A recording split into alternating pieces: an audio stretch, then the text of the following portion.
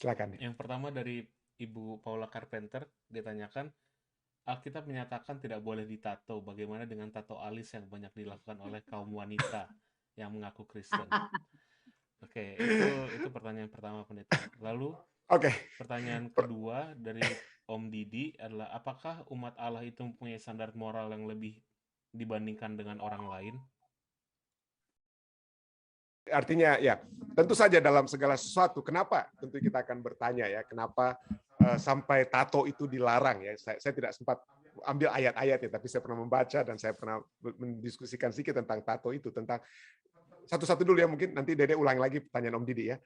Jadi poinnya adalah apa tujuannya? Apakah untuk apa ya arti saat ini? Jadi segala sesuatu itu bukan hanya tentunya dengan tato. Alkitab juga berbicara, kiranya janganlah pada saat kita beribadah atau berbakti, janganlah segala sesuatu itu berpusat kepada diri kita sendiri. Atau bukan hanya pada saat kita beribadah. Dalam segala sesuatu, pertama kita ketahui bahwa dunia dan segala isinya ini adalah milik Tuhan. Ya, milik Tuhan. Jadi dengan kata lain, ya apa karena kita pikir mungkin supaya penampilan lebih baik, mungkin ada yang ditato alisnya dan lain sebagainya itu ya. Jadi seringkali kita berpikir sehingga itu membawa kita untuk dapat melihat kepada diri kita sendiri. Jadi tapi itu apa ya, Anda bisa jabarkan, terus jabarkan. Apa kira-kira tujuan kita untuk mentato itu ya? Biarlah Alkitab sudah cukup jelas menyatakan biarlah hal yang terbaik yang dapat dilihat oleh orang lain dalam diri kita itu bukan lagi emas dan perak atau apa, tapi kepribadian, karakter. Itu lebih menarik, saudara ya.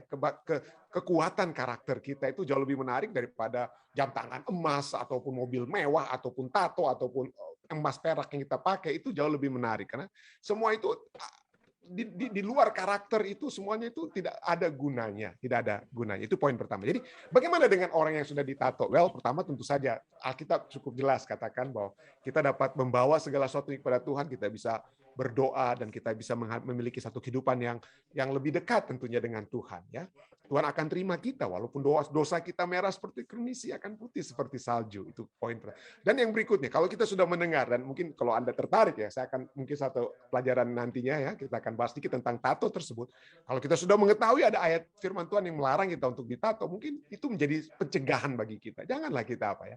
Janganlah kita ikut-ikutan ditato entah di alis atau apapun ya. Janganlah kita lakukan hal tersebut. Jadi mari kita melihat supremasi apa kehendak Tuhan yang dapat terjadi. Baik, dari pertanyaan Saudara Didi apa ya? Tadi Dek, silakan. Oh, pertanyaan Om Didi, apakah umat Allah itu mempunyai standar moral yang lebih dibandingkan dengan orang lain? Ya, jadi standar moral itu tergantung tentu saja dari bagaimana kita mengaplikasikan standar. Allah itu memberikan kepada apa ya?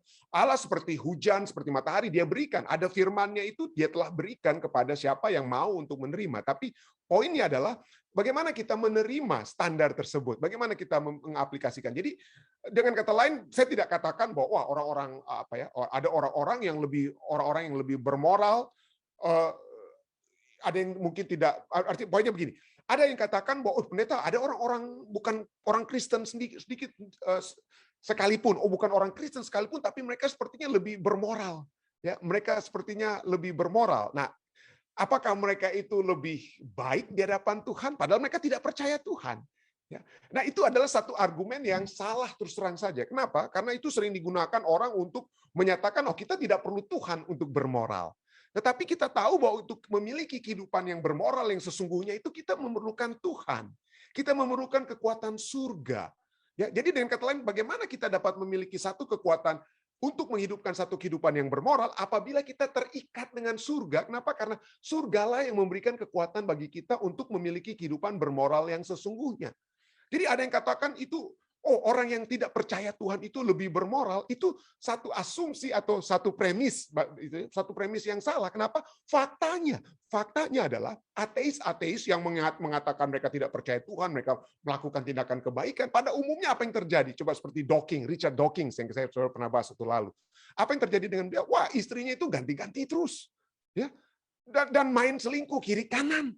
Jadi coba kita lihat apakah ini merupakan satu hal yang dapat kita katakan, wah, kita untuk kehidupan bermoral kita tidak perlu Tuhan. Nah, sekali lagi, kehidupan bermoral itu akan menjadi bagian orang-orang yang pertama percaya Tuhan dan mendapat kekuatan dari surga, dari Tuhan untuk hidup dalam kehidupan yang bermoral. Saya dapat katakan secara, kalau kita dekat dengan Tuhan, kita berjalan dengan Tuhan seperti Henokh, bukan berarti kita tidak akan pernah berdosa, tetapi seperti Nuh. Nuh itu juga seperti apa? Orangnya apa? Di antara orang-orang sebangsanya itu apa? Orang yang berjalan dengan Tuhan. Kenapa? Kalau kita berjalan dengan Tuhan, dengan firman Tuhan yang menuntun kita, itu maka hukum dalam hati itu mengingatkan pada saat saya mulai melihat mungkin hal-hal yang tidak baik di cellphone saya, di laptop saya. Maka Roh Kudus itu akan ganggu terus otak saya. Saudara, hati-hati ini mulai dari mata itu bisa turun ke lain-lain dan lain sebagainya. Jadi itu akan selalu mengingatkan kita. Dan itulah kekuatan yang Tuhan katakan. Aku akan memberikan kekuatanku bagimu untuk mengalahkan segala pencobaan-pencobaan atau hal apa yang setan tawarkan, dengan kata lain. Jadi kita perlu bukan hanya untuk mengaplikasikan hukum tersebut, tetapi juga memperoleh kekuatan untuk mengaplikasikan kehendak-kehendak Tuhan dalam kehidupan kita. Jadi dengan kata lain, jawabannya ya, kalau kita memiliki hubungan yang dekat dengan Tuhan, maka kita akan memiliki kehidupan yang lebih bermoral daripada orang-orang yang tidak percaya dengan Tuhan. Itu terbukti, ya, terus terang saja terbukti, baik dari segi Alkitab maupun dari kehidupan umat-umat Tuhan yang dapat kita lihat saat ini. Ya, itu dapat saya sampaikan. Ya. Baik, mudah-mudahan ada yang mau tambahkan. Om Ren, silakan Om Ren, bantu saya untuk jawab. Saudara Didi, silakan. Bukan tambahkan pendeta, ayatnya saja di ayat menoreh itu terdapat dalam Ulangan 14 ayat 1 dan 2. Ulangan 14 ayat 1 dan 2, jangan kita betato itu ya, menoreh-noreh, betul. Menoreh diri.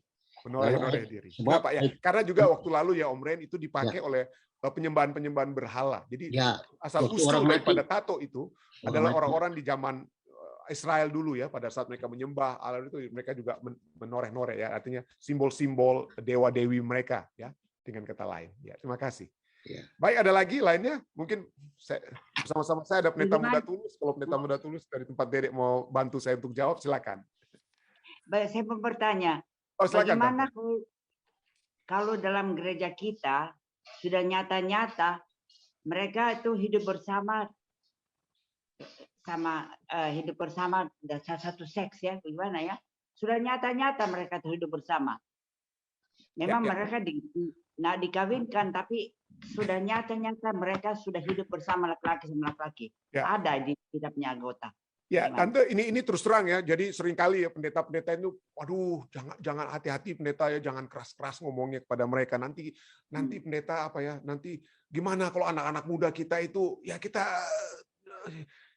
ya terima-terimalah sedikit-sedikit lah, terima mereka dalam gereja, jangan sampai mereka akhirnya keluar ya. Mendingan lebih baik mereka mendengar sedikit tentang pekabaran daripada kita betul-betul usir. Nah, hati-hati ya. Kita seringkali melihat bukan dari sudut pandang surga, dari sudut pandang manusia, bagaimana perasaan manusia, bagaimana artinya kehidupan manusia. Tapi mari kita lihat perasaan Allah. Allah itu didukakan, Roh Kudus akan berduka pada saat dia kebenaran yang dia berikan kepada kita itu ditolak. Jadi seringkali kita lebih menjaga kehidupan anak-anak muda yang hidup bersama sejenis ya daripada menegur mereka. Nah, kalau kita lihat, pertama, kita lihat bahwa Yesus sendiri menerima manusia yang berdosa. Terus terang, Yesus menerima manusia berdosa itu sebagaimana apa adanya. Tetapi Yesus juga katakan apa? Ya, go and sin no more. Jadi kita diterima sebagaimana apa adanya, tapi jangan tinggal seperti apa adanya. Kita jangan harus berubah, harus ada transformasi yang terjadi dalam kehidupan kita. Itu yang pertama. Poin kedua, seringkali kita dengar orang berasumsi, oh, pendeta, bukankah Yesus mencintai orang berdosa? Tapi jangan kita lupa statementnya apa lengkap. Lengkapnya apa? Yesus membenci dosa, tapi dia mencintai orang berdosa. Jadi orang berdosa itu dicintai, tetapi dosanya itu dia benci. Jadi jangan orang yang berdosa itu yang sudah diterima Yesus itu dosanya itu tetap dia benci oleh Yesus. Dengan kata lain, kita harus apa ya? Kita harus berubah. Kita harus berubah. Lalu mungkin Anda katakan, oh pendeta, kita kan nggak boleh menghakimi ya. Kita nggak boleh menghakimi. Well, coba kita baca 1 Korintus 5. 1 Korintus 5 ayat 12. Saya ajak, sementara saya cari ya 1 Korintus 5 ayatnya yang ke-12. Betul, kita tidak menghakimi orang. Kenapa? Sebelum kita menghakimi orang, apakah penghakiman tersebut sudah berlaku kepada diri kita sendiri? Apakah kita sudah mempraktekkan terlebih dahulu kebenaran tersebut, kesucian tersebut ya? Jadi apa yang dikatakan dari 1 Korintus 5 ayatnya yang ke-12 ya. Mari kita baca. Anda sudah dapat kira-kira? Ya, mudah-mudahan ya kita sudah dapat. Oke. Ayat 12, 1 Korintus 5:12 katakan, sebab dengan wewenang apakah aku menghakimi mereka yang berada di luar jemaat? Bukankah kamu hanya menghakimi mereka yang berada di dalam jemaat? Ya. Ayat 13.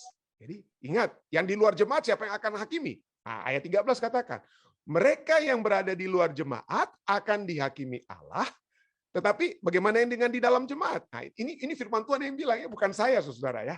Artinya Tuhan mencintai orang berdosa, tapi kalau mereka tetap hidup dalam dosa, tidak mau meninggalkan dosa mereka, walaupun kita sudah 4 mata bicara dengan mereka, kita sudah ajak 3 orang lainnya berbicara dengan mereka, lalu mereka tidak mau tinggalkan dosa mereka, Alkitab katakan apa? Keluarkan mereka dari tempat persekutuan, Matius ya katakan ya. Dan ini ayat 13 katakan, mari kita lihat 1 Korintus 5:13.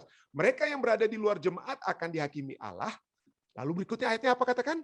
Usirlah orang yang melakukan kejahatan dari tengah-tengah kamu.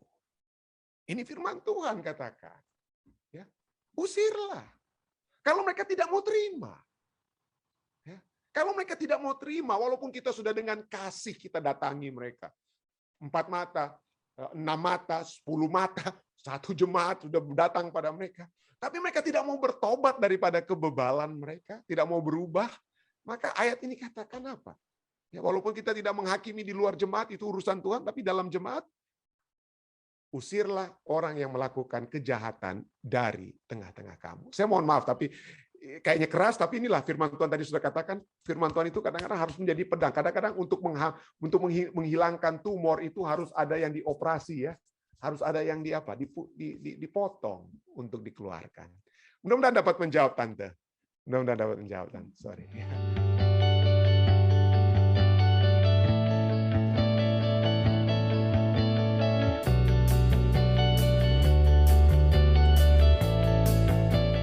Bersama-sama dengan kami di Jemaat Fisdak, pelajaran Sekolah Sahabat yang untuk kita baca. Malam hari waktu Amerika, pagi hari waktu Indonesia, pada bagian yang kedua, yang dengan permohonan-permohonan doa. Jika ada hal-hal yang dapat kita doakan bersama, silakan.